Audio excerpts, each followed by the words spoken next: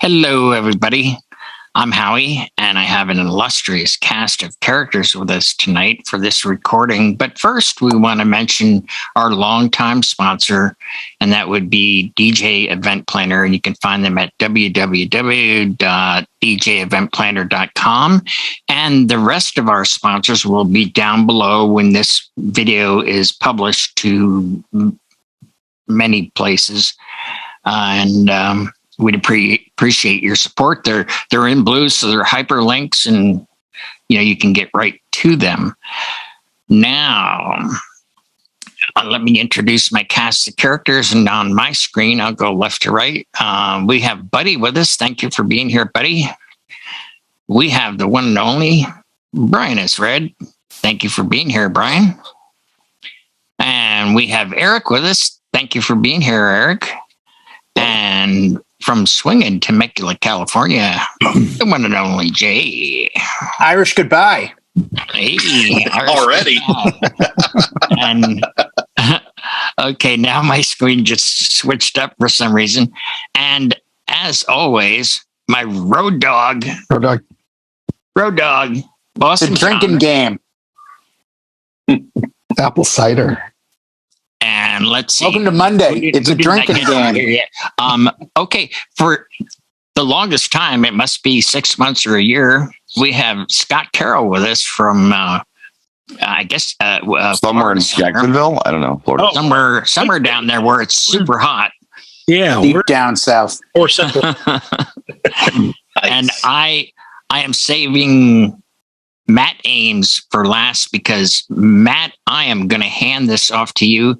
Matt made a really, what I thought was a very insightful post on one of the forums this week. And I asked him if he would do sort of a recap and then, we can all give our opinions on that sort of thing. So, Matt, I'm going to turn it over to you. Thank you for being here. All right. Thank you. All right. So far, nothing's burned down yet, but the night is young. So I am going to share my screen and hopefully in the process, not duplicate us too badly here. Okay. So the topic I wanted to talk about, that Howie touched on is something that I've seen a lot. First of all, I'm a tech nerd. I know Brian likes to make fun of me when we do our record roundups on the other show, and I always hold my phone up. But it's like I know my way around that stuff. I know my gear cycles and all of that. So something I've been tuned in with lately, and I believe, and I know Jay and others could tell me for sure, or Brian, any of you could keep me honest here. 2023 has been a jam-packed year for gear releases. And although I don't mention any of them here too, I've heard of a variety of services that didn't necessarily come out this year, but the review cycle started up. Some different planning services, some different services to add tags to your crates and things like that. So a wealth of services, accessories, and gears. So I do have just a brief timeline on that. And I base this timeline around a review cycle. So I know some of these products might have a different street date than what I have listed off here, but this is just looking at, as best as I can gather, when I've started to see them make the rounds on YouTube and amongst several of the YouTubers who review a lot of products. And of course, that's something that's helpful to all of us at times, not to mention having friends in the industry and one on our show, of course. And so just looking over this, and then I'll tell you where I'm going with it. So one of the first things I noticed this year, and it really jumped out to me because I noticed it probably a couple of weeks after I made my speaker purchases, were the Pioneer XPRS2s that came out. And then this has just been a huge year for Pioneer and new releases. And then, of course, Rain and Reloop, Newmark, and some others getting in there as well. I mean, my gosh, Pioneer releasing A9, so a new club standard mixer. And then later on in March, I'm just kind of skipping around here a little bit. Later on in March, the Flex 10 that just, I would have thought that the DDJ 1000 and 1000 SRT would be near irreplaceable. I mean, those have definitely been the industry standard in DJ controllers. And then here comes the Flex 10 and just really builds on to that. Rain came out with Rain 4. They came out with Rain 1, I think, last year or maybe the year before that. Jetpack Bags had some releases in February and in April as far as gear to carry your DJ equipment around in. So in February, I caught the hype train and got that Jetpack Glide system. And then in April, I'm like, oh, great. Now they have a backpack that looks just perfect too. So it's like, I run into what I'm wanting to talk about some myself here. Wow, I'm running out of page here. It looks like the video's over some of this timeline on my screen. Anyway, other mixers come out. Reloops come out with a mixer. Reloops come out with a controller. Pioneer also has the much larger and standalone Opus Quad.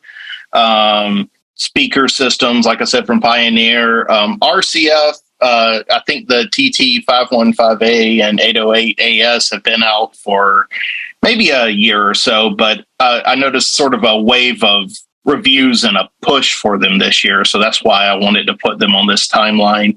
And then LD with the Maui going from the G2 series up to the G3.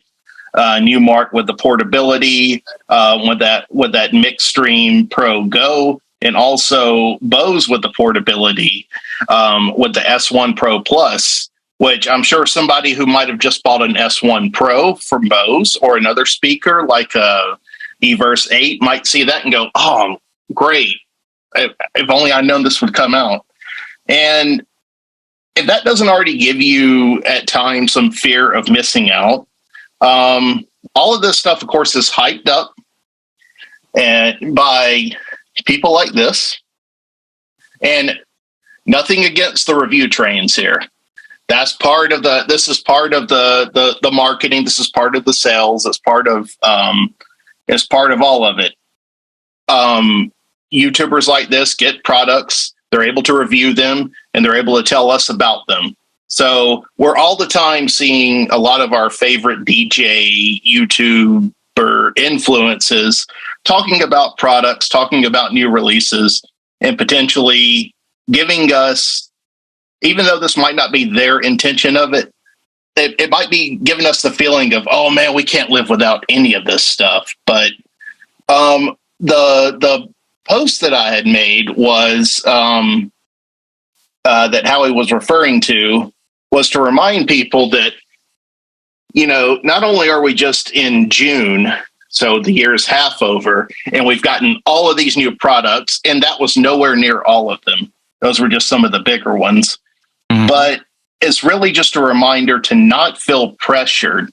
If you have a DDJ 1000 and you just bought it last year or the year before, you don't have to feel pressure to run out and get the Flex 10. If that's something that's still working for you and it's doing well, I understand there might be some features on these new products that are good for you, and really assess that before you make any buying decisions. And you really want to take the emotion out of it. And I want to say you can appreciate new products, but also appreciate what you have.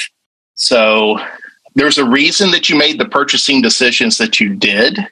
There's reasons that you've chosen the solutions that you have. And even though these new things may come along and look flashy and ideal, I have lost my mouse. Hopefully I can get out of this share here. Oh, there we go. I kind of wanted to pick everybody's brain on that. I think from what I know about a lot of you all, and of course I know some of you may test a lot of this newer stuff when it comes out. what are some of the ways that you deal with that FOMO, that fear of missing out when the latest and greatest comes along? Or what advice do you give to anybody that feels like they have to get every new thing that comes out?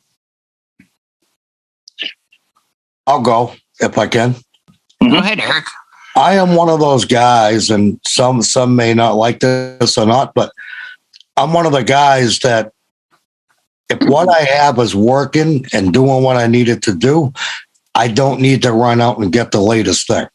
Right. Mm-hmm. Now, when it comes time to where I have to upgrade because something's not working, then I'll get the latest and greatest. I don't run out every year and just I'm going to have a closet full of stuff, a room full, if I keep doing that. So, I mean, that's my opinion. I never feel pressured by it. And if a DJ does that, that's great. Oh, hey, that's great. You know, at least I know where to go to get reviews if I need it. But I'm not one to just run out and get it unless I absolutely need it. But have you know? Yeah, and to add on to this too, have y'all noticed sort of an uptick in the? I think a lot of that's the supply chain catching up, and also all of the DJ conventions getting back in the swing. But have you all also noticed that sort of an uptick and an unusual amount of stuff just coming out in this past 6 months? That you know, every time you turn around, you might think, "Oh man, I'm obsolete already," when you're actually not. Just like computers. Mm-hmm. Well, yeah, actually, you did mention that in your. It was a pretty long dissertation, but it was very interesting about, you know, the lifespan of gear and so forth. How, you know, you may have to, you know, some people get new phones every 2 or 3 years based on the contract. But if you have things that are working, and you mentioned that, and I think it's true that, you know, most DJ gear will last much longer than 4 or 5 years. And if it's working, I agree. Why fix something that's working just to have the latest? No clients ever care about that. They don't care. Yeah. Let me, let me ask the gentleman in the forum here who maybe spends the most time with newer gear, Mr. Brannon, Mr. J, DJ J. What would you say would be some good reasons to make a buying decision that, like, okay, this thing's come out. Yes, I've checked all of these boxes here. Now it's time to pull the trigger. Well, I'm in a really weird position because I'm involved in the product planning. I'm involved in, you know, a lot of the progress of gear. Right. And I know things that I don't divulge to anybody. And that's just been my take on it for the last 18 years. But I've also been involved in the forums for Pioneer DJ and social media. And I've always maintained the same response when someone says, hey, you just launched this new thing. Should I go get it and sell my gear? And I've always been quoted, and you can look it up and find my name and this quote: you buy the best gear you can afford when you need it. Period. I like that. Simply to me means, and I spoke with a DJ who all of you know, and I won't name, this morning, who did a gig over the weekend with his DDJ SX2 and didn't explain it, didn't give me a reason for it. I said, how'd the gig go? Good. What'd you use? I used the SX2. Oh, cool. Everything go good? Yeah. This same DJ has an Opus Quad and a Flex 10. Whew. Okay. Now, the gear you use should be based on its reliability, your understanding of it. You know, when new gear comes out, due to technology, it has to be upgraded to a level that makes it worth purchasing. But it may be things that you don't need. And I don't think you necessarily need to run out. Matt, you're younger than I am. You need to understand 20 years ago, mobile DJs bought what they needed, not what they wanted. Mm. 20 years ago, I owned two CDJ 1000s and a 600 mixer. As a mobile wedding DJ, I was using the top end club setup, and DJs were blown away by it. I got a deal on it. I won one of my CDJ 1000s. The other one, I got VIP pricing. The 600, I got VIP pricing. I pulled the trigger because I wanted the system that I knew was the strongest in the club market where DJs made six figures. I thought, oh, that's what I'll use for weddings because it'll last forever. I used that until I was asked to upgrade to an MEP 7000 in 2009. Mm-hmm. And then I went to a controller in 2011. But that system ran for 7 years. No issue, no problems. It was amazing. It did probably 80 events a year. And I never looked twice at it because I had gear that worked. I view my gear just like I view a hammer. If it puts the nail in every time, I keep using the hammer. If the hammer breaks, I replace it. My attitude with speakers is the same thing. I use two speakers at every gig. If one of the two speakers blows a woofer, I replace both of them because I use, and I think Brian will probably agree, and Howie will probably agree, and John will probably agree, and maybe you will too. I treat speakers like I treat headlights. Mm-hmm. When my left headlight goes out, chances are good that I'm not far off my right one going out. Yeah. So it's time to replace both headlights. That's like your air conditioner going out and you not replacing the heater if it's a separate unit too. It's like you might as well do it all at. You know what? If you're if you're going to expand your performance, and again, I don't want to derail this and go into this diatribe, but I have this talk with Brian and Pulse and John and other people. The modern DJ today in 2023 has much more access to money than the DJ did in 2003. DJs bought the Newmark CDN 88 dual deck players because they worked, they were good, they bought the Denon, they bought the Pioneer, they bought whoever. But they showed up with a little 19-inch rack mount case and they DJ'd their gig and they made their money. Today, DJs are on this, I want the latest and greatest thing. Well, if you don't even understand how it works, don't buy it. Wait. But if you do understand it, I mean, I use the XDJ XZ and I have for 3 years. And I'll be blunt. I was not a fan of it a year before it came out. I looked at it and said, nope, too heavy, too big. It's not going to work. Doesn't make sense. No one's going to like this. And then when COVID hit in 2020, I got it in January to show it at Mobile Beat in February or March. And within 2 weeks of having it at home, the lights all went off and I was like, this is the greatest piece of gear ever. And by the way, today, that's what I'm using. I don't use other gear that's already newer. I'm using the XZ that's 3 years old. I'll use it until I can't use it. So my advice to people is if the newest piece of gear that has stems and different screens works best for you and you can afford it, go buy it. And I'll leave my comments on this. I had to post a remark this morning on a social media page for one of the great DJ manufacturers. I won't say which one. And someone said, one of the posts was about backup gear. And the DJ said, or the person said, I thought you guys trusted your gear. You make the most expensive, best gear in the world. What's the deal? You think we need backup? And I simply said, hello.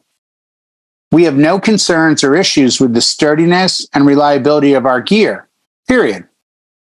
And then I said this, and so far I haven't seen a comeback. But no one I've ever met jumps with only one parachute. Right. Right. I always use two. I've never gone to a gig in my career where I didn't have two full systems. And by full systems, the ceremony and the reception, But if, God forbid, something happened to my reception system, I can go take my ceremony system and continue my job. Even if it's a $80 item, always have your backup. So if you need to sell your present gear to buy the new gear, as an industry expert, in my opinion, you're not ready for the new gear yet. You're not. Excellent if you have to sell everything, it's not a car. This isn't buying the new Mustang by selling the old Mustang. This is DJ equipment. You have to have backup. And if your backup has worked as your main setup for 8, 9, 10 years, it'll probably work for another 8 or 9, 10 years, at least as backup. So again, I could do this for the next 6 hours. So I want to make sure everyone else has a voice. So I will let myself go on that one. I wanted to read. Thank you. Just to redirect it a little bit. Another thing I see a lot on a lot of the Facebook groups. And okay, fine. My other thought. Oh no, go ahead. And you sit in on some DJs live streams. A lot of people, a lot of the back and forth in the comments and the posts tend to be, do you prefer, should I get this or this? Which one's better? Or people are already like, what's the best speakers? Which is like asking, and I'm stealing this from another DJ in my area, where he responded one time and said, that's like asking what the best ice cream flavor is, like everybody's going to have their opinion. And, but are y'all seeing like more, or do y'all think that the reason that there's more and more of that, more quote unquote analysis paralysis, is because we are just so inundated with reviews and unboxings and things like this these days? Now I've seen that a lot in the, when new phones come out, when new computers come out. I've been pretty tuned into that world for a while. Y'all see that as the reason that a lot of people are reaching out and asking those questions to other DJs? By the way, just because a guy does a review, look at his YouTube or Instagram channel in 2 months. If he's at a gig using other gear, it was a paid review or it was a favor review. Right. That doesn't mean you should take it as gospel. Right. Or at least a review unit, right, that you send back a couple of weeks later or a week later. Yeah. Yeah, that's it. I think Brian can address this pretty well. He's a conservative purchaser as well as doing reviews. Yeah, I would think that, and too, Brian, I would think that you're maybe more than any of us, you really make sure that whatever geared purchasing decisions that you make or anything that you continue to use is really functionality driven for your needs. I mean, I guess we all are that way, but I mean, I know you have some smaller setups than us normally for reasons. Well, and he doesn't do reviews. He does demos. Yes. You'll have to excuse me. If I have to listen to people talk for more than 15 minutes before interjecting, I do zone out a little bit. That's okay. Your question was what? Because you asked a follow-up question, and I was trying to understand what it was. Was it something in regards to like purchasers' hot buttons and why they feel like they need others to justify their purchases with the videos? Is that what you were asking? Did I understand that properly? Yeah, that was follow up. Yeah, that's the gist of it. Yeah. Mm-hmm. Okay, so here's some stuff. Every DJ has hot buttons. Now they're all different. So it's just like anything else. I mean, I have bought one new car in my lifetime. One. And it was a budget car. It was a $14,000 car in the mid 90s with my daughter's mother. The only new car I ever owned. And the only reason we bought it is because she had totaled her car and we needed a car. Mm-hmm. So we bought a new car. We needed it right now and we bought it. But I've never bought a new car because I don't care about having a new car. I don't need my neighbors to say, "Ooh, look, he's got a new car over there." I need something that runs, and I need something that gets me from A to B and serves my purposes. And yeah, the joy of driving is nice too, but I don't need a new car. I'm just not that guy. Some people need a new car every year, and I'm really thankful for them because it gives me the opportunity to buy used cars off of them after they've already taken the depreciation. So I'm totally cool with that. Some people do need the new car, though. Some people need a new gear. And I don't know why. I'm not that demographic.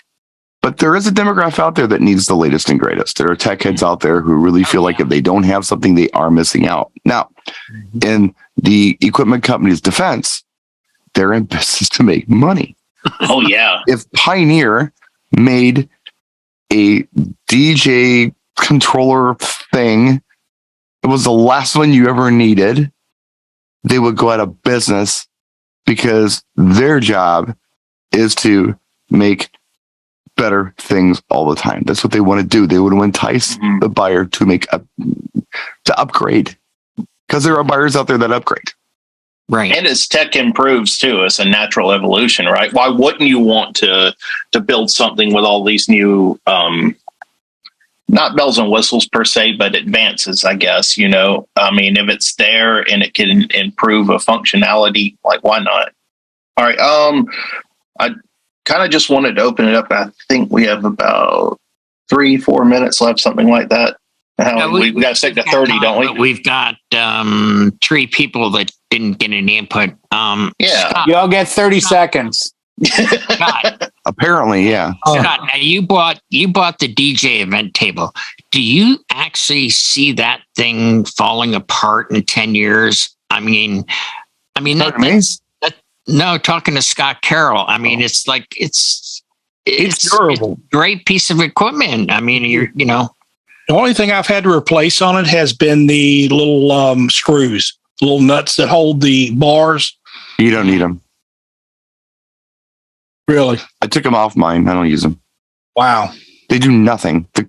Well, you better not tell my wife that. The table holds itself together with the bars. The screws are redundant. You don't need them. I'm just telling you. The bars aren't going to jump out vertically from, the table support bars are not going to jump out vertically. The screws are absolutely 100% redundant. Take them off your system. They're just going to fall off and piss you off. They're not needed. Well, they were wobbly. A week from now, Scott Carroll's complete system falls apart. Brian S. Red sued. Well, Brian S. Red was the guy who introduced the Pro Event table to the world. He did. The company who made that table said, "We don't know about this." I said, "Oh, I do. This is dope." They're like, "No, I don't think anyone's going to like it." I said, "No, they are going to like it." They said, "Well, it needs something else." I said, "Yeah, kind of like a mini truck needs something else. That's why you buy a base mini truck and you put rims on it and stripes on it and a stereo in it. Let them customize it." And people still do. Yeah. It's a good piece. Yeah. Those are the kind of pieces that I like to turn people on to. I use that table 95% of the time. I mean, I haven't even painted it yet. I haven't, I don't know whether or not, a lot of them have painted them black with that. They've been powder coated black. Powder coat. Yeah. They look good. And I thought Brian's looks amazing. Off topic, but aluminum, if you scratch it, no one's going to see it from over 5 feet away. So I think the naked, if you will, Pro Event table in aluminum is brilliant. You can throw the thing around and abuse the hell out of it, and nobody cares. Nobody else is going to see it but you. Yeah. So I treat it like truss, It goes back to car sales days, right? Where it's like, ooh, that's a 5-footer or 10-footer. Yeah, but it's naked aluminum. It's not like, okay, powder coating, if you chip or scratch it, it can show up. But on like an aluminum, thing that's not going to rust or stain or anything else, no one's ever going to see that. So I would treat it like concert dressing. You could put 1 or 2, coin lights underneath, and that thing looks spectacular. I wouldn't paint one. That's the reason I've left it. I've been like, you know what? This doesn't look bad in the pictures. And just it looks great. And in fact, the car that nobody knows that I went to Home Depot and bought that plastic coronated cardboard. Huh? Imagine that. Yep. Right. Gee, what a neat idea. Yeah. Mm-hmm. And it's Velcroed. I have it Velcroed on the inside, but nobody would ever know that it's, I want nobody to see nothing. We would know, but Yeah, because you told us and it ruined the whole and that Disney fantasy for us. Yeah. So we're going to go to your events and go, I know that DJ, and guess what's behind the curtain? That's in Velcro inside. You sure? It makes a difference on his performance, Just like that's why no one's dancing. They know the Velcro's inside. Right. Yeah. It's like the magic. That's what matters. Yes. That's what matters. Yeah. Please the client. Yeah. Wow. Let's see. Who haven't we gotten to here? Buddy, go ahead. We'll save Boss John for last. Okay. I can't say that, I am always latest and greatest in buying stuff, but I do look to what is the next bigger thing. Like Sterilites, I have those, stuff like that. I look at and how can I improve my services? If I'm charging a decent dollar, I need to have those decent things, and having those next new things are nice to have. But again, do I have the clientele to back that up? Do I have the customers to back that up? Am I going to make the money off that investment?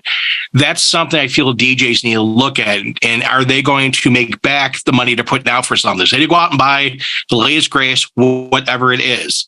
And if they're not going to make money on it by either enhancing their setup or operating as an option for their clientele, then they're losing money. They're spending money unwisely. And that's the thing, is that whatever you buy, what you invest in, two things, like Jay said before, have backup gear.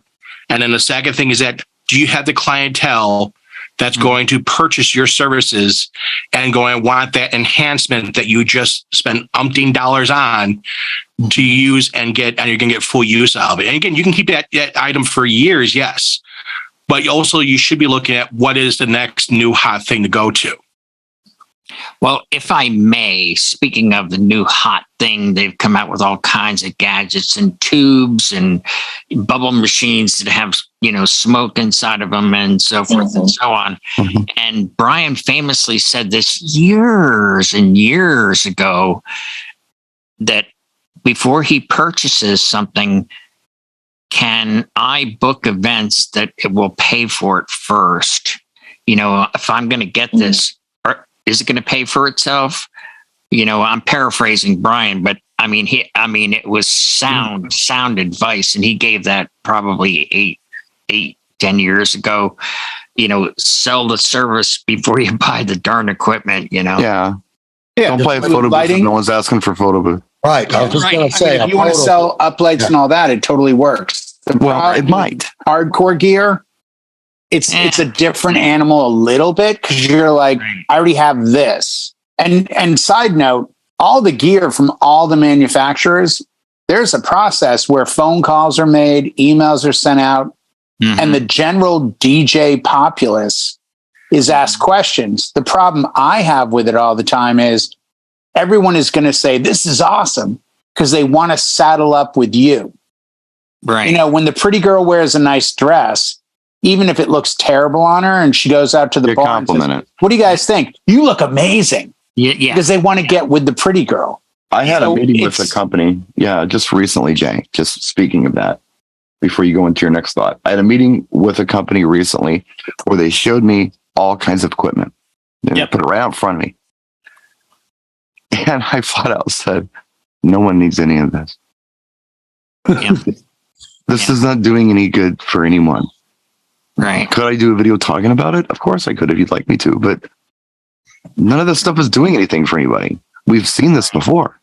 This is no different. What makes this unique? What reason are you giving people to actually make a purchase here? 100%. Everyone's running after the dollar, and it's difficult at times. And Brian, you and I have known each other now for 15 years. So we've seen each other at shows. Right. Over that time. Yeah. You look at the difference of the Chicagoland Mobile Beach show, the gear that we were showing. There was some unique stuff. And what we show now. and the frequency of release, like Matt brought up, there was a lifespan of 2 to 3 years on a piece of gear, and then another piece of gear, and then another Mark II, Mark III, Mark IV. Now it's changed dramatically, not only due to COVID and the shipping issues and getting chips and all that, but there's also that window of, does the market need to go here? And when it went to controllers, that's when all bets got off, because now it's based on software. If the software companies start changing it up, we have to. Example, the new Flex 10 has stems buttons. Well, guess what? Stems was already out. So that's a response to, hey, this software has this thing called stems. Let's put hard buttons on it. You could have mini-mapped your pads to do the same thing. Well, no, you totally could have. But you know what? You could have totally mapped your pads to run lighting. Right. And then suddenly somebody like Pioneer comes along and says, hey, we have a box. Right. When somebody else did it earlier or did it differently. It's like everyone has said, and I think it's probably the best advice I've heard yet on this show when it comes to consistency. You get what you need to do the job you need to do. I always want 4-channel controllers or mixers. Why? Because when I started, you might have a channel go out. So you could move the RCA plugs over. Now, do I use 4 decks? Absolutely not. But I love knowing that I can move things. And even in a software, if you're using 2 channels, but let's say for some weird reason, it goes out on the screen, but you can move it to another channel, to me, that's a huge asset. Yes. So I'm the guy that fights against 1 mic, 2 channels. I want 2 or 3 mics. Give us more. And 4 channels. And everyone goes, yeah, but DJs want smaller now. Well, because the new generation of DJs don't have the old day experience. Right. They're not old enough to remember, yeah, you could lose channel 1 on a mixer. Well, they'll figure it out eventually. I move my RCAs over to 3. The hard way, but they'll figure it out. Right. The old guys only know what's happened to them so far. The young guys. I mean, this is reminiscent of old school, Matt. Did you, Matt? I'm not being mean. I'm asking. Understood. Tell me the God's honest truth here. Do you know that if you take your headphones at a gig and plug them into your microphone, you can talk through your headphones? Yes. Through the microphone. No, I'm asking if Matt knows it, though. Did you know that? As long as there's a built-in mic, right? Is that what you're saying? No. Oh, the speaker is the mic. Doesn't matter. Regular headphones. If you didn't know, I'm not making fun of you. Right. But this, again, is one of those old school 30, 25 year ago things where we said, I forgot my mic, and you took your headphone plug and moved it to the front, went into the quarter, and it sounds terrible. Right. But it will give you a microphone in an emergency. Here, this will bake your noodle, Matt. Did you know that you can do the same thing in reverse? Yes. That if you lose your headphones, you can actually plug your microphone into your headphone jack and hear your music through your microphone. Microphones. That one makes more sense to me. Here's a pair of Pioneer headphones, and you just take it. Hello, and it'll work as a microphone. It really will. And I'm not making fun of you, Matt. No, I I'm saying understand. the younger generation didn't have to go through the lack of technology where you had to come up with, how do I get this to work? Oh, I'll split these 2 cables. If you use Serato Pro DJ with a CDJ turntable and you flip the RCAs red and white over, the decks will spin backwards. It's just part of the software. Right. I still get calls where it says, hey, all of a sudden the decks are going backwards. And I'm like, check your RCAs. And they're like, what do you mean? I'm like, red might be in white. And they'll come back to me with like, yeah, that's exactly what it was. I'm like, it's part of the software. It's actually made to run in reverse if those 2 little red and white things go backwards. Hey, it's the old school. Yeah, before we end, we haven't heard from Boss. I was going to say, John hasn't said anything. Road Dog's just been sitting here taking it all in. Whoa, wait a second. Road Dog. Yeah. These are all just tools that we have to make our job easier. If new gear makes you do your job more efficiently or brings some joy back to you, that's why you buy the shiny stuff. Yeah. These all have platters. They all have stop and start buttons. It's the same thing. I mean, when all you really need is a 10 millimeter socket, do you need to buy the $700 toolkit? Just sure, if you want to have everything in the world, but you really just need the 10 millimeter socket. It's the 10 millimeter that's always missing. It's always Depends missing. on how good the Snap-on salesman is. That's my decision on that. You got two pieces of gear. You got one you use, one's a backup. If one starts acting up, then it's time to look around and maybe do a little research and maybe potentially go shopping. But don't just buy it because it's new, it's on the shelf. Got to have it now. It's Right. Let other people buy it. Let them go through the problems with it. Let them work the bugs out and do the recalls. Then I'll buy one. I think Right. and this might sound cruel, but I think inexperience sells gear. I think those who just don't understand that they actually have to think about what they're doing to be better. It's really the key to this. The new piece of equipment isn't going to make you a better DJ. Yeah, Pardon? Good point. it's not the car, it's the driver. Right. Yeah. I mean, those stupid Indy 500 cars are all the same damn car. One's not faster than the other. It's I the can't stupid driver that do a wins lap races. there without killing myself. Those guys can. Tiesto jumps on my controller, he'd kill it. Yeah. But it's also, you got to realize in DJ world, probably 75% of the night when it comes to equipment is the music, if not even more. Mhm. Like the gear is simply a vehicle to get it to play out to the crowd. Right. It's all going to play out to the crowd. You could just hook your laptop up, go off the headphone jack, hit play on this deck, hit play on that deck. Right. And we know DJs that do that. But That's a good point. it Yeah. makes your job easier and more creative as an artist if you have something in front of you that inspires you to be creative. I will just throw this in because I think it's relevant. I probably buy equipment for different reasons than most. Probably. Because when I see something released that's new, I ask myself one simple question. How much does it weigh? It's going to make my life easier. You know? Mm. Yeah. Is it going to make my life easier? If not, I'll pass. Yeah. If it's heavier, if it's more convoluted, if it's harder to program or control, or it weighs like, a metric ton, I don't need this thing. Yeah. Mhm. It's not going to help me.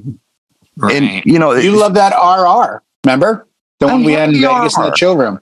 yes, You were like all excited. I'm like, this is the smallest one we have on this the is a show. little No, one. this Who is cares? I'm like, perfect. this is what's so cool about it. But see, that's it. Versus other guys are like, no, I need full size platters and I need this and I need that. It doesn't. But again, it's the individual DJ's needs Yeah. that oftentimes dictate in the real world what they should use. When Today, Yeah. DJs don't understand their needs. They just When I want was- the latest and greatest. After I had my thing, I had to downsize, and I still have, and it's very manageable now. But when I was doing this, I was listening to other DJs who were saying things like, hey, you know what? I'm not a kid anymore. I got back problems. I was thinking about retiring because the stuff's too heavy. Maybe this is a really good thing for me too. So that got me thinking, okay, there's a market for people who want smaller.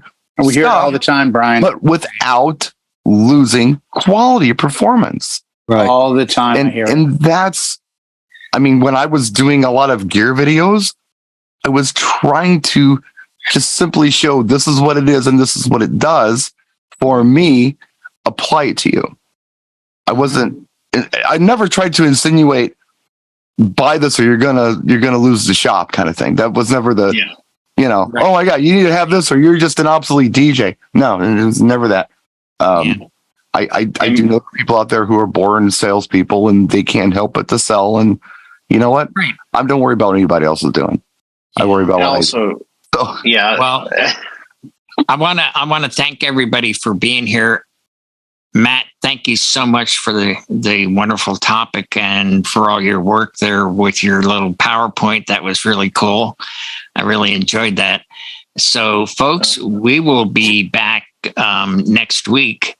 And if you have any comments or topics you'd like us to cover, leave them down in the comments below when this gets published.